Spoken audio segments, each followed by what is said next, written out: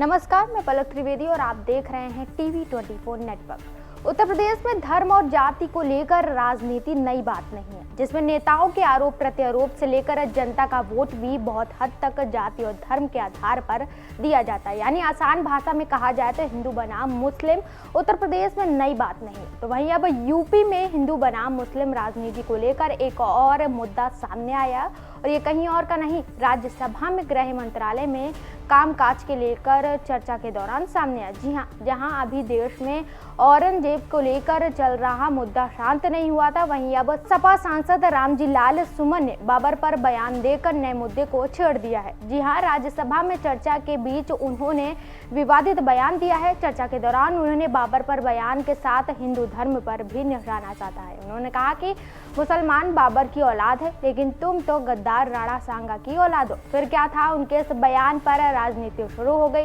लालजी सुमन के इस बयान के तुरंत बाद बीजेपी ने सपा सांसद पर जोरदार हमला बोल दिया है। साथ ही बीजेपी ने रामजी लाल सुमन से माफी मांगने की बात कही है, जिसमें पूर्व केंद्रीय मंत्री व बीजेपी नेता संजीव बलियान ने कहा कि सपा को ऐसे शर्मनाक कृत्य पर पूरे देश से माफी मांगनी चाहिए। खैर, इससे पहले लालजी सुमन के बयान पर आए तो सपा सांसद बाबर ने अपने बयान पर कहा कि आखिर बाबर को यहाँ पर लाया कौन।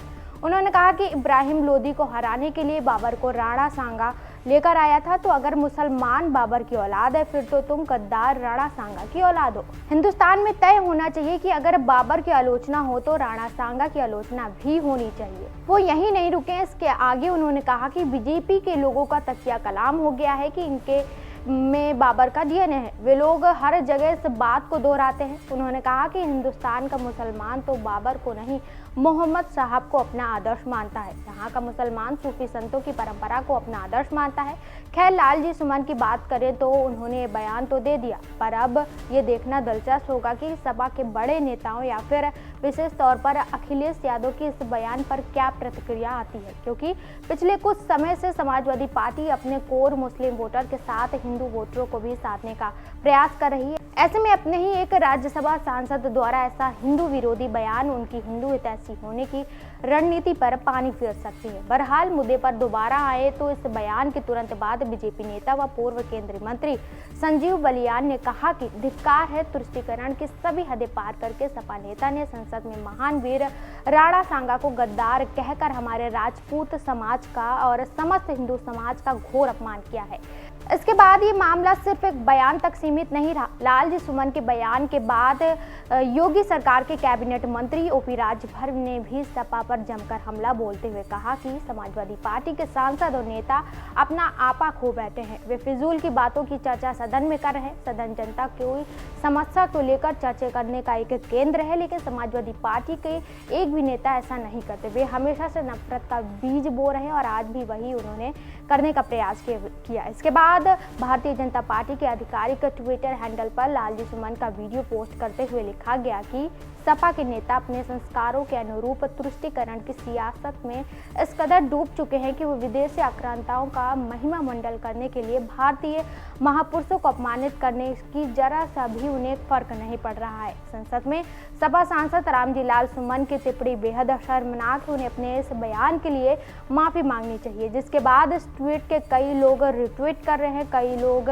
इस पे कमेंट कर रहे हैं। किसी का कहना सही है, जबकि कई का मानना है कि उन्हें माफी मांगना चाहिए। पर इन सब के बीच बीजेपी की पोस्ट पर समाजवादी फैन पेज समाजवादी प्रहारी नाम के एक अकाउंट से भी एक कमेंट आया है, जहां पर उन्होंने इस मुद्दे को ग्रॉक एआई के जवाब का स्क्रीनशॉट शेयर करके जिसमें लिखा कि बाबर को भारत में किसने बुलाया, ये विवादित है। कुछ का मानना है कि राणा सांगा ने इब्राहिम लोदी के खिलाफ बाबर से गठबंधन का प्रस्ताव दिया था, पर इसे आक्रमण का न्योता मानना बहस का विषय है। बाबरनामा के अनुसार सांगा ने बाबर को दिल्ली और खुद को आगरा लाने का सुझाव दिया था, लेकिन बाद में सांगा ने बाबर का विरोध किया।